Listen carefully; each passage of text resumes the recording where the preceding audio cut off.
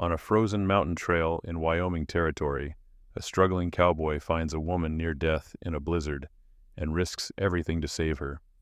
What he doesn't know is that she's Governor Brennan's daughter, and this single act of mercy is about to transform his life in ways he never imagined.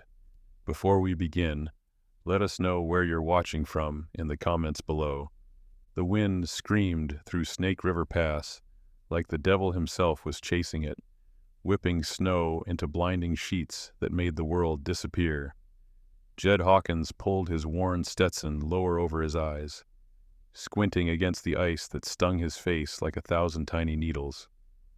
His horse, a sturdy bay mare named Dust, trudged forward with her head down, nostrils flaring white clouds into the bitter cold. Behind him in the saddle, wrapped in every blanket he owned, sat his daughter Sarah. At 7 years old, she was small enough to tuck against his back, her thin arms wrapped around his waist, face buried in his sheepskin coat. He could feel her shivering even through all those layers, and it gnawed at him like a wolf at his ribs. They shouldn't have been out here, not in this. But the storm had rolled in faster than any February blizzard he'd seen in 15 years, and by the time he'd picked Sarah up from the schoolhouse in Copper Ridge, turning back wasn't an option. The trail home cut straight through the pass. It was either push through or freeze waiting it out in town with no money for a room. Jed's hands ached inside his leather gloves, fingers stiff from gripping the reins. His jaw was clenched so tight his teeth hurt. Every muscle in his body screamed from a 12-hour day breaking horses at the Maddox Ranch. But he didn't let himself think about that. He just thought about the cabin, the fireplace, hot coffee, getting Sarah warm. The pass narrowed ahead, where the trail curved along the ridge, pine trees thick on one side, a steep drop on the other. Visibility was near nothing, just white and gray, and the dark shapes of trees like ghosts in the storm. Dust's ears swiveled forward suddenly, and she nickered low, uneasy. "Easy, girl," Jed murmured, his voice rough and half frozen. Then he saw it. A dark shape off to the left, barely visible through the snow. At first, he thought it was a fallen tree, or maybe a deer carcass. But as Dust drew closer, his stomach dropped. It was a horse, lying on its side in the snow, unmoving, dead by the look of it. And a few feet beyond, half buried in a drift near the base of a pine, was a figure, a person, dressed in dark clothing, motionless, dusted white with snow. "Damn," Jed whispered.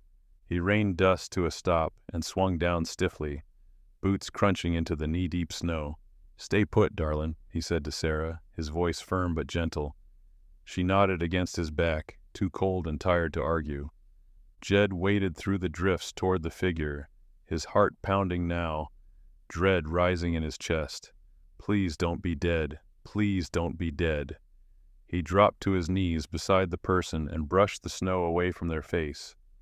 A woman, young, maybe mid-20s, pale as death, lips blue, eyes closed. Ice clung to her dark hair, and her fine wool coat, though well made, was soaked through. She wasn't moving, wasn't breathing that he could see. "Ma'am!" Jed shouted over the wind, shaking her shoulder. Nothing. He pressed 2 fingers to her neck, just below her frozen jaw, and felt it. Faint, barely there. But a pulse. She was alive, barely. He didn't think, didn't hesitate. He scooped her up in his arms, dead weight and cold as stone, and carried her back to Dust. The mare shifted nervously, but held steady, as Jed hoisted the woman up and draped her across the saddle in front of him. Sarah made a small sound of surprise behind him. "Daddy, who is she?" "Don't know, baby girl," Jed said, his voice tight. "But she ain't gonna make it if we don't get her warm." He pulled himself up behind the woman, holding her against his chest with one arm, reins in the other. Her head lolled against his shoulder, lifeless, and then he kicked Dust into motion, urging her forward through the howling storm, praying they'd make it home before it was too late. The journey back to the cabin felt like riding through hell frozen over. Every gust of wind tried to rip them off the trail, and Jed could barely see 5 feet ahead. The woman in his arms was a dead weight, her body limp and cold as a corpse. And that terrified him more than the storm itself. He'd seen men freeze to death before, knew how quiet it was, how they just slipped away without a sound. "Hold on," he muttered to her, though he knew she couldn't hear him. "Just hold on." Sarah pressed closer against his back, her small voice muffled by the wind. "Is she gonna die, Daddy?" "Not if I can help it," Jed said, his jaw set hard. Dust stumbled once on the icy trail, and Jed's heart lurched into his throat. If the mare went down, they were all finished. But she caught herself, snorted hard, and pushed forward with the kind of stubborn strength that made him love that horse more than any creature on earth. The cold was savage now, biting through his coat, his gloves, his bones. His fingers were numb on the reins, and he couldn't feel his feet in his boots anymore. The woman's face was pressed against his chest, her breathing so shallow he had to strain to feel it. Ice crystals clung to her eyelashes, and her skin had gone from pale to gray. He tried to shield her from the wind as best he could, tucking her head under his chin, wrapping his coat around her as much as possible, but it wasn't enough. Nothing was enough out here. "Come on, Dust," he urged, his voice raw. "Get us home, girl. Get us home." The minutes stretched into what felt like hours. The world was nothing but white noise and freezing air, and the rhythmic crunch of Dust's hooves through the snow. Jed's mind started to wander, exhaustion creeping in, but he forced himself to stay sharp. He thought about the fire he'd need to build the moment they got inside. The blankets, warm water, anything to pull this woman back from the edge. He didn't know who she was, didn't know why she'd been out here alone, or where she'd been heading. Her clothes were fine, too fine for someone traveling these trails without an escort or a guide. Her coat was tailored, her boots expensive leather, now ruined by the snow. Whoever she was, she didn't belong out here. But none of that mattered now. Finally, through the swirling white, he saw it. The dark shape of his cabin, small and humble, tucked into the trees at the edge of a clearing. Smoke should have been rising from the chimney, but the fire had long since died. Still, it was shelter. It was home. "We made it, Sarah," he said, his voice thick with relief. "I'm cold, Daddy," she whimpered. "I know, baby. We're gonna get warm now, I promise." Jed guided Dust right up to the porch and dismounted carefully, pulling the woman down with him. She was heavier than she looked, or maybe he was just that tired. He kicked the cabin door open with his boot and carried her inside, the darkness and cold of the interior hitting him like a wall. He laid her down on the old couch near the stone fireplace, her body slack and unresponsive. Sarah slipped off Dust and hurried inside behind him, shivering violently, her lips trembling. "Sarah, get the kindling from the box," Jed ordered, already moving. "Fast as you can." She nodded and ran to obey, her little hands fumbling with the wood. Jed knelt beside the woman, pulling off her frozen gloves, her soaked coat, her boots. Her fingers were like ice, stiff and pale. He rubbed them between his hands, trying to get the blood moving, but there was barely any warmth left in her. He grabbed every blanket in the cabin, piling them over her, then turned to the fireplace. His hands shook as he struck the flint, once, twice, 3 times before the spark caught. The kindling crackled to life, and he fed it carefully, building the flame until it roared. Heat began to fill the small room, and Jed finally let himself breathe. He knelt beside the woman again, pressing his fingers to her neck. The pulse was still there, faint but steady. "Come on," he whispered. "Don't you quit on me now." The fire crackled and popped, throwing dancing shadows across the cabin walls as warmth slowly began to seep back into the room. Jed worked quickly, his movements practiced and deliberate despite the exhaustion weighing on him like wet wool. He'd pulled the couch as close to the fireplace as he dared, and now the woman lay buried beneath every quilt and blanket he owned. Her face was still pale, but the deathly gray had started to fade. That was something. That was hope. Jed filled a dented tin pot with water from the bucket by the door and hung it over the fire on an iron hook. While it heated, he knelt beside her again, checking her pulse, her breathing, the color returning slowly to her fingertips. Her dark hair was still damp, plastered against her forehead, and he carefully brushed it back, his rough hands surprisingly gentle. "Daddy." Sarah's small voice came from behind him. She stood near the table, still wrapped in her coat, watching with wide, worried eyes. "Come here, darlin'," Jed said softly, holding out one arm. She ran to him and buried her face against his shoulder. He held her tight for a moment, feeling her trembling, feeling the cold still clinging to her small body. "Is she going to wake up?" Sarah whispered. "I hope so," Jed said honestly, "but she needs time, needs to get warm again." He stood and moved Sarah closer to the fire, helping her out of her wet coat and boots, wrapping one of the thinner blankets around her shoulders. "You stay right here where it's warm, you hear me? I'm going to tend to her."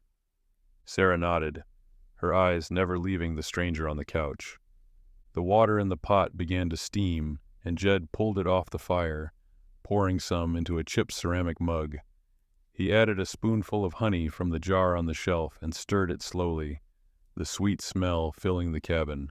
It wasn't much, but it was warm, and warm was what she needed.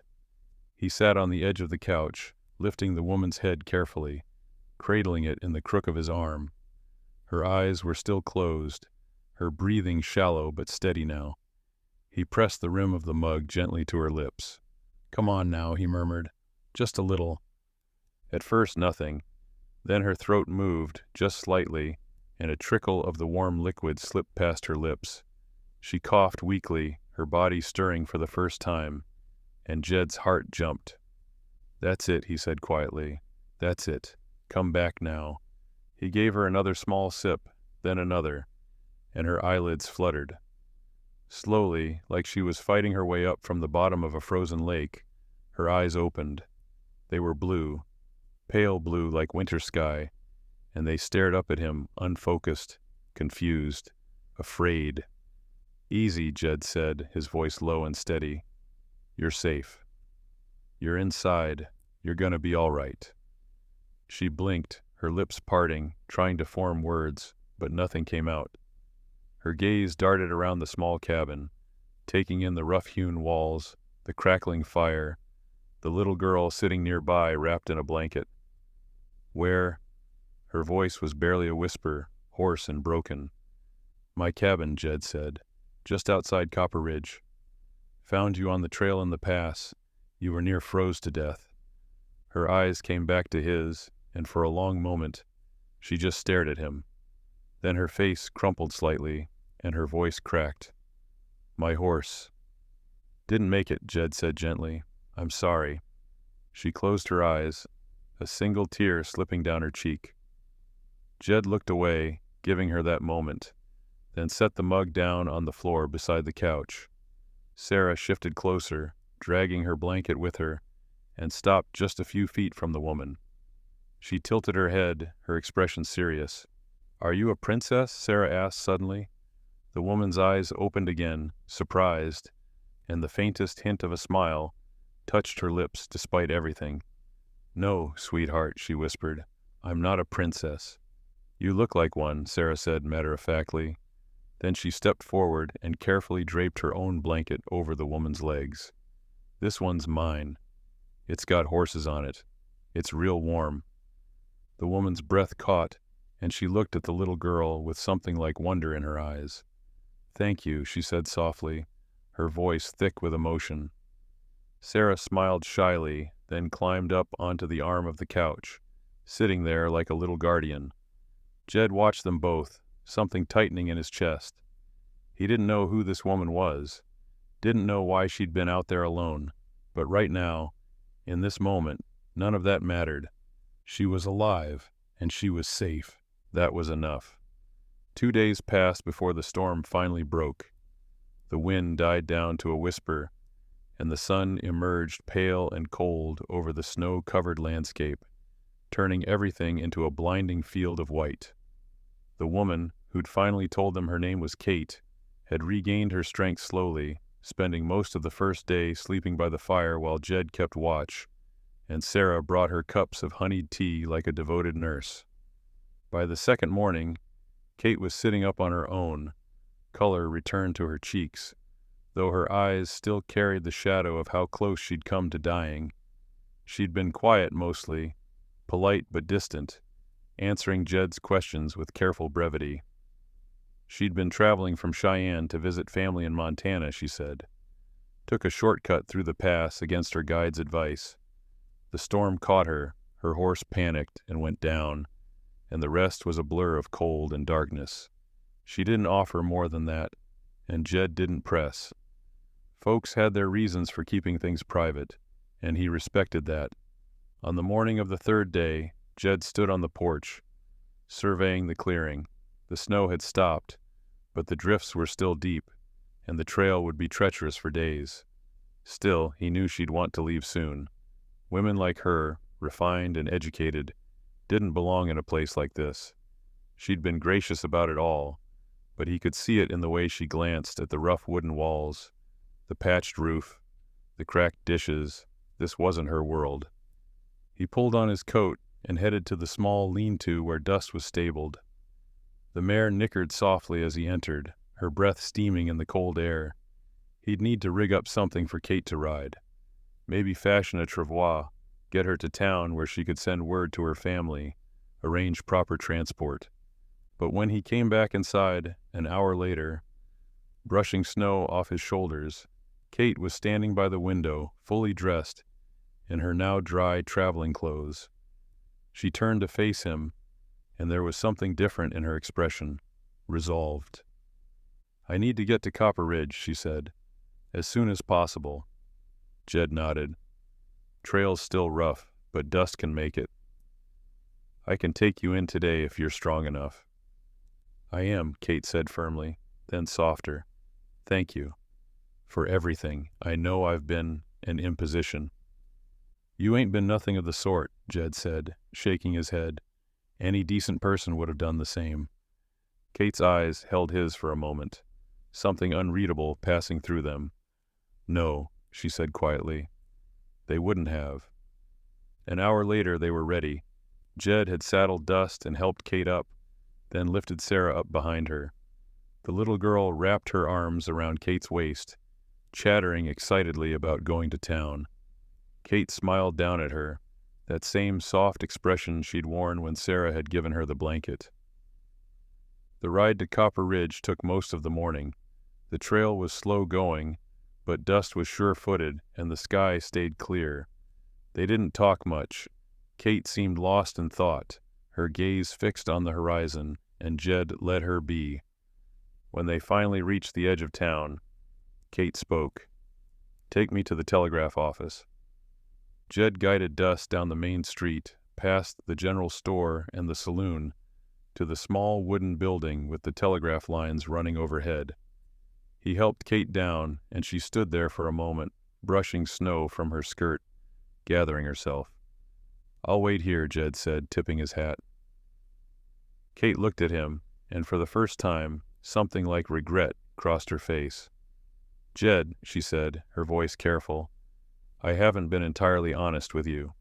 He frowned slightly, waiting. "My full name is Catherine Brennan," she said. "My father is Governor Thomas Brennan." The words hit him like a punch to the chest. He stared at her, speechless, his mind racing. The governor's daughter. He'd pulled the governor's daughter out of a snowdrift and brought her to his falling-down cabin with its leaking roof and cracked dishes. "I didn't tell you because I wanted," she paused, choosing her words carefully. "I wanted to be just Kate, for a little while. To be treated like a person, not a name." Jed swallowed hard, his hat suddenly feeling too tight in his hands. "Ma'am, Don't," Kate said gently. "Please. You treated me with more kindness and dignity than most people ever have. You asked for nothing, expected nothing." Her eyes glistened. That's rare, especially for someone like me. She reached out and squeezed his hand once, briefly. I won't forget this, Jed Hawkins. I promise you that. Then she turned and walked into the telegraph office, leaving him standing there in the snow, the world tilting slightly beneath his feet. 3 weeks passed, and the snow in Copper Ridge began its slow surrender to early spring. Icicles dripped from rooftops in the afternoon sun, and the frozen ground turned to mud that sucked at boots and wagon wheels. The mountains still wore their white caps, but down in the valley, life was thawing out, shaking off winter's grip. Jed's days fell back into their familiar rhythm like a worn saddle finding its shape again. Up before dawn, coffee boiled bitter and strong over the fire, then out to the Maddox Ranch to work the horses. His hands still ached from the cold that had settled deep in his joints, and his back protested every morning when he swung into the saddle, but he didn't complain. Work was work, and work kept food on the table. Sarah went back to school, trudging through the mud each morning with her slate tucked under her arm and her lunch pail swinging at her side. She talked about Kate sometimes, asking when the pretty lady would come visit, wondering if she'd made it home safe to her family. Jed would smile and tell her yes, she'd made it home just fine, and that would be the end of it. But there were moments when Jed's mind would wander back to those 3 days, when he'd pause in the middle of shoeing a horse or mending a fence post, and he'd remember the weight of her in his arms as he'd carried her through the storm. The look in her pale blue eyes when she'd first woken up, confused and afraid and grateful all at once. The way she'd smiled at Sarah when his daughter had draped that blanket over her legs. The governor's daughter. He still couldn't quite wrap his head around it. He'd shared his table with the governor's daughter. She'd slept on his threadbare couch, drunk from his chipped mug, worn his dead wife's old shawl to keep warm, and he'd never known, never suspected. Part of him was glad he hadn't known. If he had, he might have acted different, might have been stiff and formal and strange about it all, but not knowing had let him just be himself, just be Jed. Still, a hollow feeling had settled in his chest those first few days after he'd left her at the telegraph office. He'd watched her walk inside, straight-backed and composed despite everything she'd been through, and he'd known that was the last time he'd ever see her. Women like that didn't come back to places like this. They returned to their big houses and their important families and their lives that had nothing to do with broke cowboys living in leaky cabins. He didn't begrudge her that. It was just the way of things.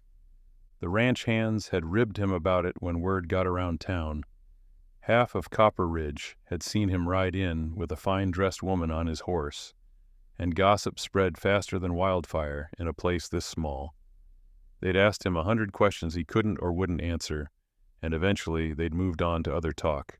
A saloon fight, a missing cow, some prospector claiming he'd found silver up near Red Canyon. Life went on the way it always did.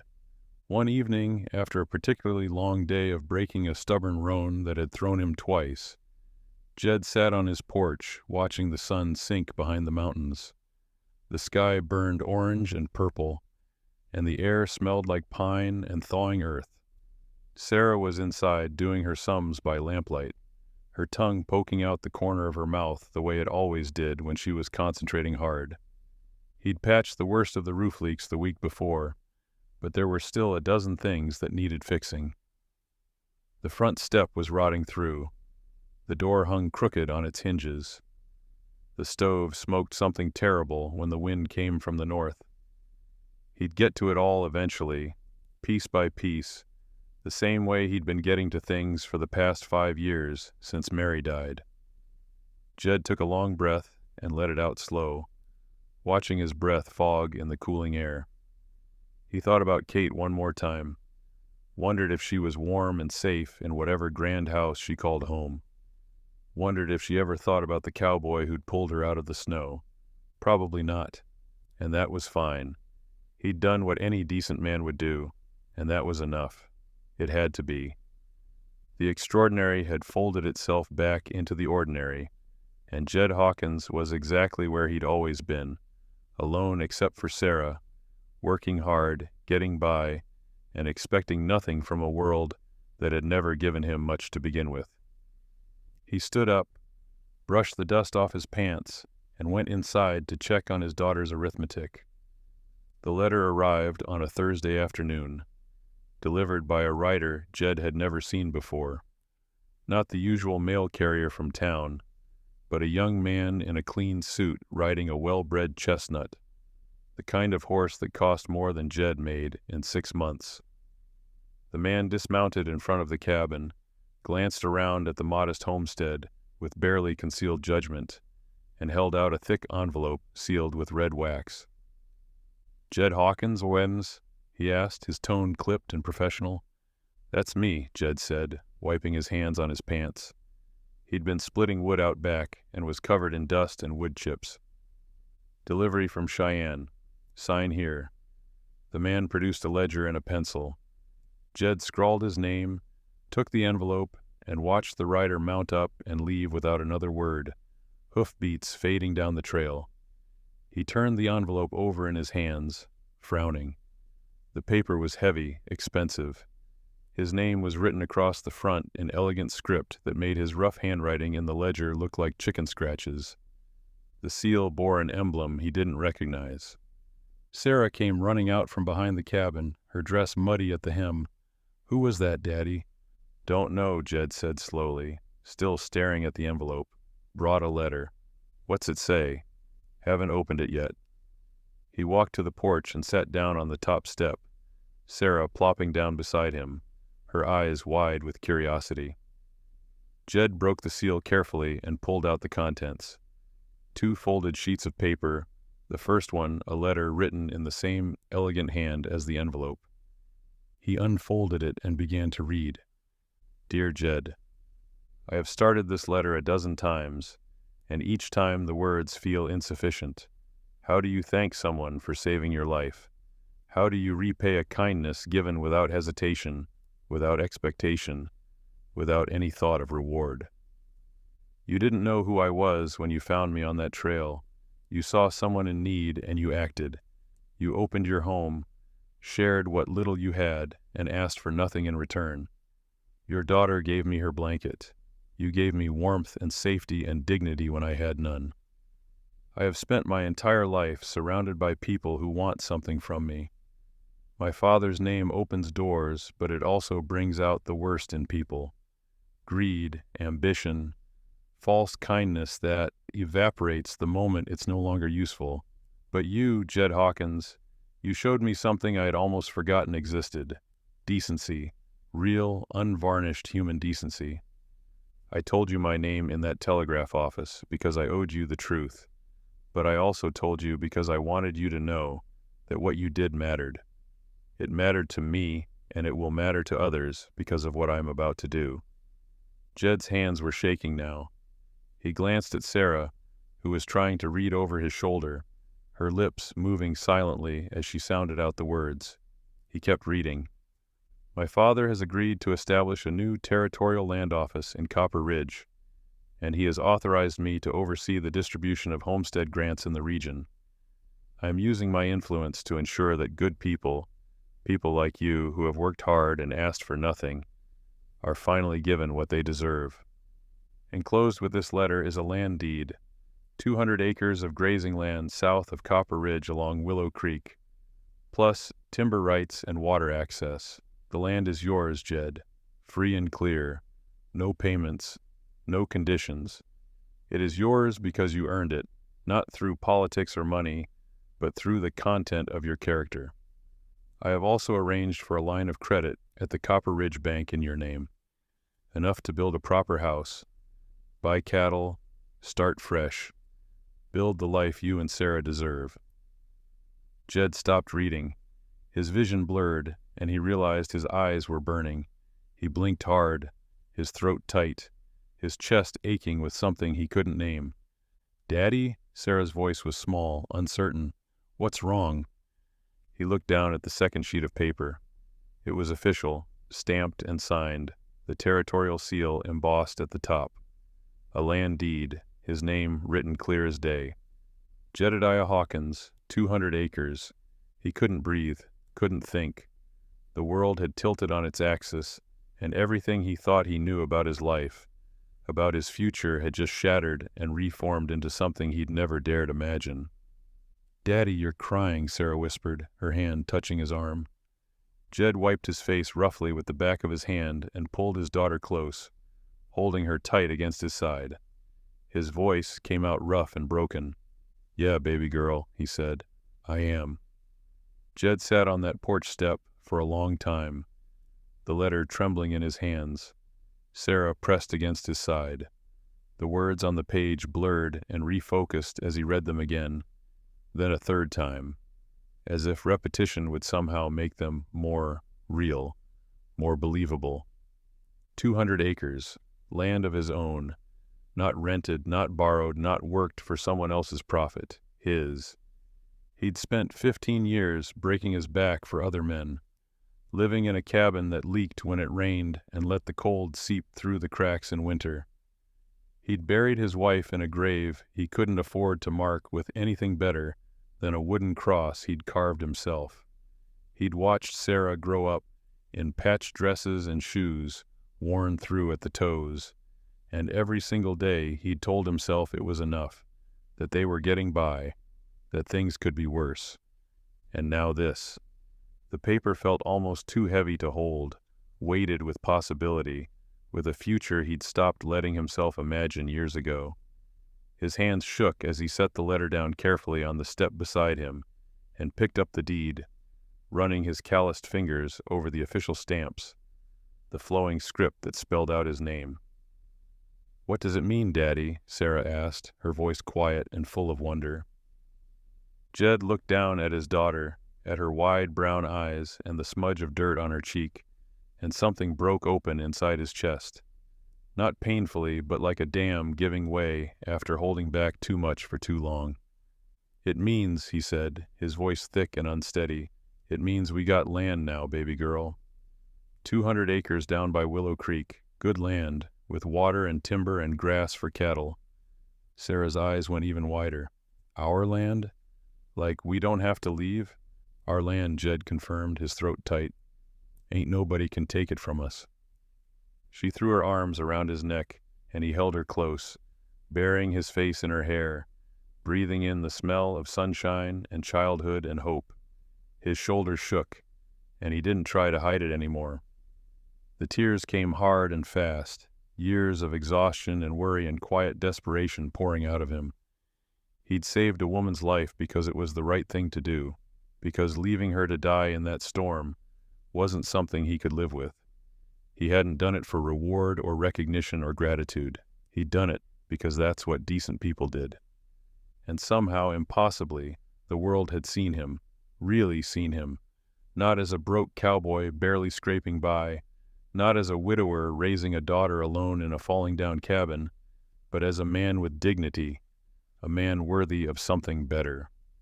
"You know what this means?" Jed said, pulling back to look at Sarah, wiping his eyes with his sleeve. She shook her head, her own eyes shining. "Means we can build us a proper house," he said, his voice gaining strength. "With rooms that don't leak and a stove that don't smoke.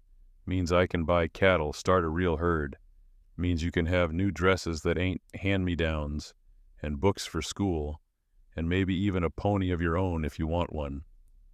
Sarah's face lit up like the sun breaking through clouds. "A pony?" "A pony," Jed said, laughing now through the tears, the sound raw and genuine. "And maybe chickens, too, so we can have fresh eggs every morning.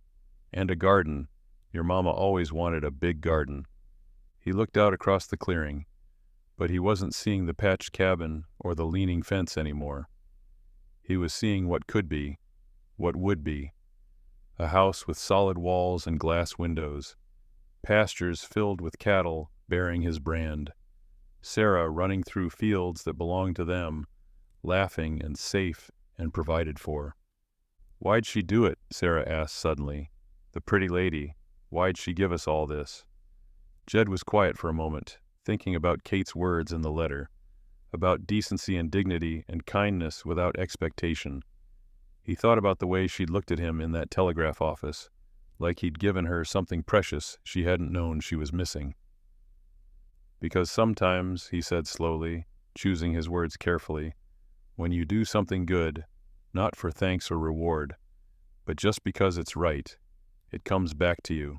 Maybe not always like this, maybe not always so big, but it comes back. He pulled the letter close again, reading the final lines he hadn't gotten to before.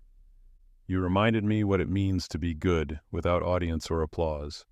You reminded me that character isn't about station or wealth, but about what you do when no one is watching, when there's nothing to gain. Thank you, Jed Hawkins, for saving my life, and thank you for reminding me what kind of person I want to be. With deepest gratitude and respect, Catherine Brennan Starr. Jed folded the letter carefully and slipped it back into the envelope. He stood up, Sarah's hand in his, and looked out at the mountains rising in the distance, snow-capped and eternal. For the first time in longer than he could remember, the future didn't feel like something to survive. It felt like something to build. The sun was setting over the Wyoming mountains, painting the sky in shades of gold and deep purple that made the snow-capped peaks glow like they were lit from within.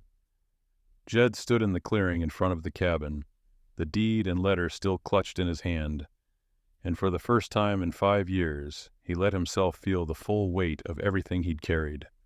The loneliness, the fear, the endless grind of making every dollar stretch, every decision calculated against the risk of failing Sarah, and now the overwhelming gratitude and disbelief that someone had seen him, truly seen him, and deemed him worthy of more. Sarah tugged on his sleeve. Daddy, can we go see the land? Our land? Jed looked down at her, at the hope shining in her eyes, and he smiled. A real smile, the kind that reached all the way down to the hollowed-out places in his chest and filled them with something warm. Tomorrow, he promised, first light, we'll ride down to Willow Creek and walk every inch of it, see where we're going to build our house. And the pony pasture? She asked eagerly. And the pony pasture, he confirmed, laughing softly. She squeezed his hand tight, then looked up at him with that serious expression she got sometimes, the one that made her look far older than 7. That lady, Miss Kate, she was real nice. She was, Jed agreed. I'm glad you saved her. Me too, baby girl, me too. Sarah yawned then, the excitement and emotion of the day finally catching up with her. Jed scooped her up in his arms, even though she was getting too big for it, and carried her inside. He tucked her into bed fully clothed, too tired himself to fuss with getting her into a nightgown, and pulled the blanket up to her chin, the one with the horses on it, the one she'd given to Kate. Daddy, she mumbled, already half asleep. Yeah, you're a good person. The best person. His throat tightened again, and he smoothed her hair back from her forehead, pressing a kiss there. You are too, sweetheart. Don't ever forget that. She was asleep before he even left the room. Jed returned to the porch, settling into the old rocking chair that creaked under his weight. He reread the letter one more time in the fading light, committing every word to memory. Then he folded it carefully and placed it in his shirt pocket, right over his heart. The evening was quiet, except for the gentle sounds of the forest settling in for the night. Somewhere in the distance, an owl hooted. The wind whispered through the pine trees, no longer carrying the bite of winter, but the promise of spring. He thought about Kate, wondered where she was right now. Probably back in Cheyenne, in some grand governor's mansion, with polished floors and crystal chandeliers, maybe sitting at a mahogany desk, writing more letters, making more decisions that would change people's lives. He hoped she was warm, hoped she was happy, hoped she knew that what she'd done for him and Sarah wasn't just about the land or the money. It was about being seen, being valued, being told that his life, his character, his choices, they mattered. Miles away in Cheyenne, in a well-appointed study lined with books and warmed by a marble fireplace, Catherine Brennan stood by the window looking out at the same sunset. In her hand, she held a telegram that had arrived that afternoon, simple and direct. Letter received.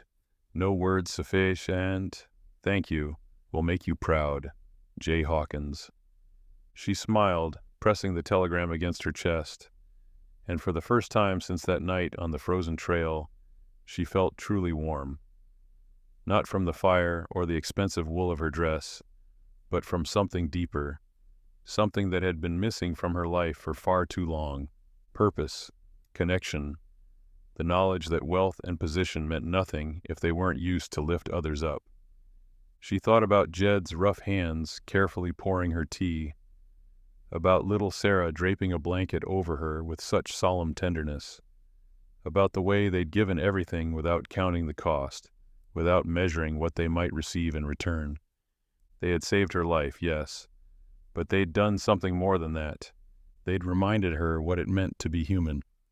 Kate tucked the telegram into the drawer of her desk, next to the memory of 3 days in a humble cabin where she'd been treated with more genuine kindness than she'd known in all her years among society and politics. She made a silent promise to herself.